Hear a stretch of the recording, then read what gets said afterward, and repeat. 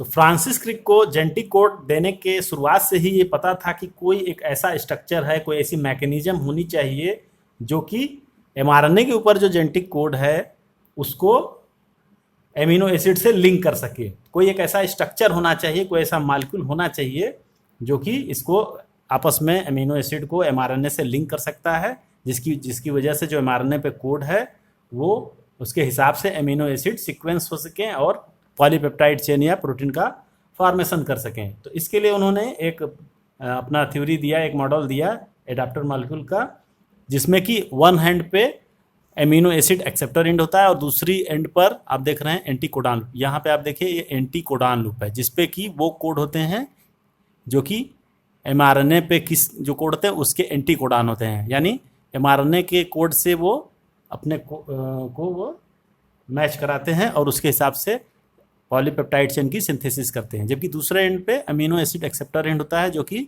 Amino acid को अपने से अटैच करता है।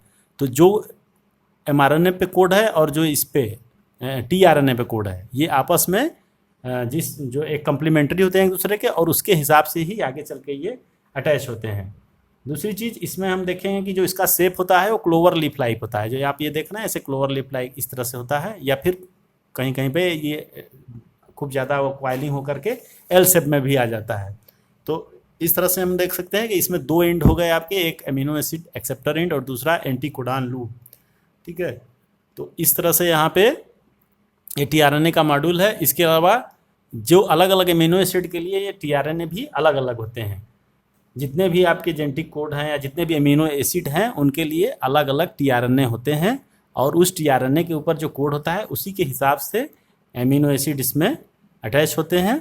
और दूसरी चीज़ यहाँ पे ये है कि इसमें इनिशिएशन के लिए तो आपका टीआरएनए होता है, लेकिन स्टॉप कोडान के लिए या स्टॉप कोडान वाला कोई भी टीआरएनए नहीं होता, क्योंकि वहाँ पे टीआरएनए की ज़रूरत ही नहीं होती। जब जैसे ही स्टॉप कोडान आता है वहाँ पे प्रोटीन सिंथेसिस या पॉलीपेप्टाइड चेन का फॉर्मेशन बंद हो जाता है। तो इसलिए स्टॉप कोडान वाले किसी भी टीआरएनए की ना तो रिक्वायरमेंट होती है ना ऐसा कुछ मौजूद होता है।